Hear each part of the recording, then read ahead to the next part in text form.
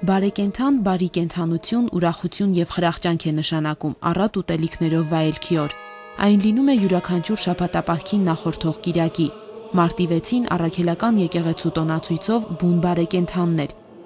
Դա նշանակում է, որ սկսվել է մեծ պահքը, Սուրբ Հարության տոնին նախորդող ապաշխարության եւ զղջման շրջանը։ Բուն բարեկենդանին փակվում են եկեղեցու խորանները, արարողությունները կատարվում են փակ վարագույրով։ Մայրավանքում Սուրբ եւ անմահ պատարագ մատուցեց Տեր Հովել քահանա Գամաղելյանը, քարոզիչն էր Տեր Ոսկան arczepiskopos Գալփակյանը։ Կենդանական սնունդ չուտելը պահքի արտաքին կողմն է, նշեց Ոսկան Սրբազանը։ Գուցեև չերևա, որ մարդը պահքի մեջ է, սակայն ներքուստ սգա սեփական մեղքերի համար։ Բաքը ոչ թե մեր մարմինը պետք է պահի,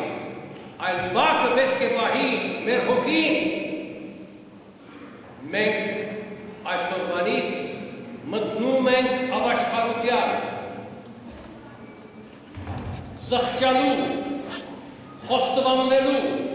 այն բոլոր մեղքերը, որ մենք գործում ենք։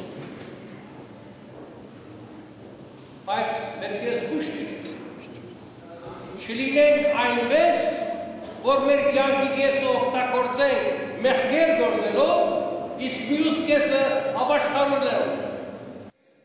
Սրբազան հայրը մեջբերեց Մաշտոցի խոսքը. «Աղոթում եմ քեզ, Տեր, պարգևիր ինձ ապաշխարություն, որպեսզի լվանամ իմ մեղքերը։ Տեր, ների՛ր ինձ իմ մեղքը, սա պետք է լինի մեր աղոթքը պահքի շրջանում», հորդորեց Ոսկան Սրբազանը։ Հետևենք Քրիստոսի օրինակին, ապաշխարենք եւ հավատանք ավետարանին, քանզի չկա հարություն առանց ապաշխարության։